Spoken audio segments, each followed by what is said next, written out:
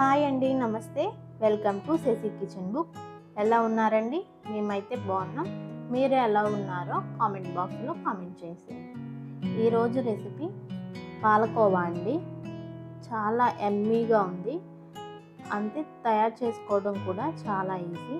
ముందుగా ప్యాన్ పెట్టి అందులో 1 కప్పు మిల్క్ వేసుకోవాలండి. పాలని మీగడ కట్టకుండా తిప్పుకుంటూ ఉండాలండి.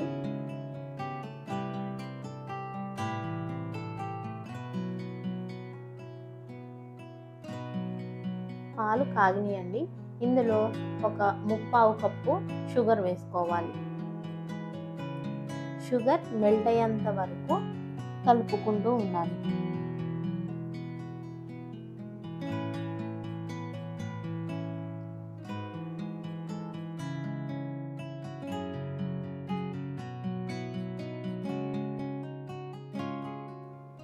పంచదార కరిగిందండి.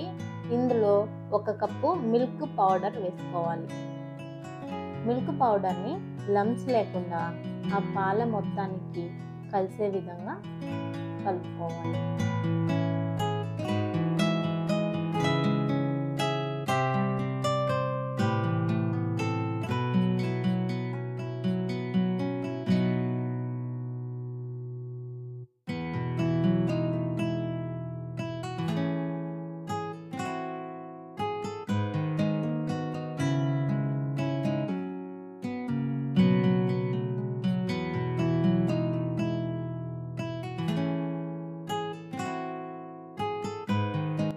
ఈ విధంగా మిల్క్ పౌడర్ అంతా పాలలో కలవాలి.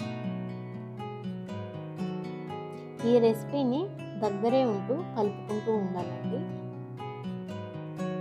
కొత్తగా మా ఛానల్ని చూస్తున్న వారు ప్లీజ్ సబ్స్క్రైబ్ చేసుకోండి.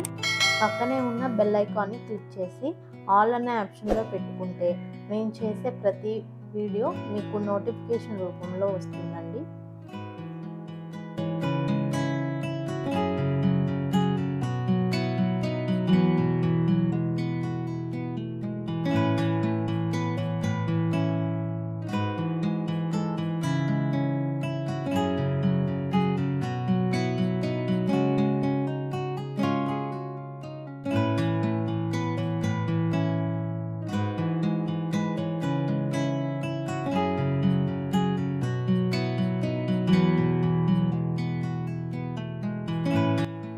టెక్స్చర్ అనేది థిక్ అవుతూ ఉంటుందండి.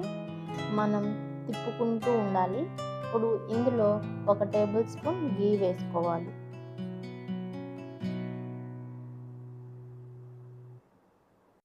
ఈ స్వీటు దగ్గర పడుతూ ఉండగా కలర్ కూడా చేంజ్ అవుతూ ఉంటుందండి.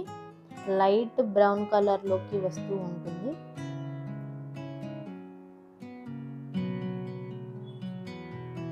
మనం 1 మినిట్ కూడా దాన్ని తిప్పకుండా ఉండకూడదండి. ఈజీగా బ్రౌన్లోకి వచ్చేస్తూ ఉంటుంది. సో కలుపుకుంటూనే ఉండాలి.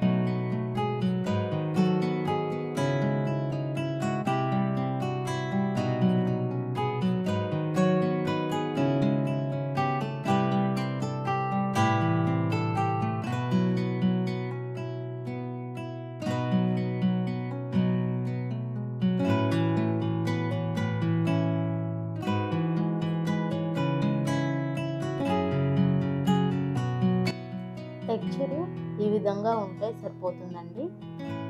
చూసారు కదా, ప్యాన్కి సపరేట్ అవుతుంది. సో ఇప్పుడు దీన్ని మనం తీసుకొని ఒక ప్లేట్లో పెట్టుకోవాలి.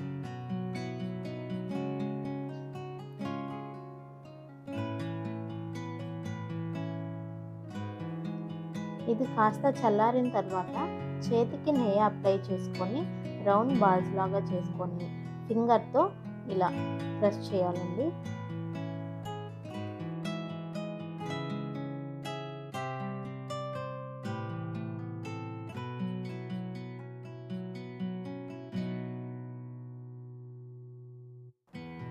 ఇదే విధంగా అన్నిటినీ ఇలాగే తయారు చేసుకోవాలి.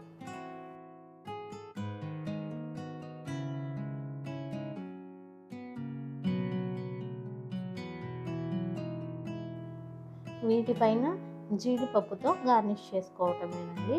ఎంతో ఈజీ అయిన పాలకోవా రెడీ అండి. ఇది నోట్లో వేసుకోగానే కరిగిపోతుంది. ఒకసారి మీరు కూడా నేను చెప్పిన విధంగా ట్రై చేసి చూడండి.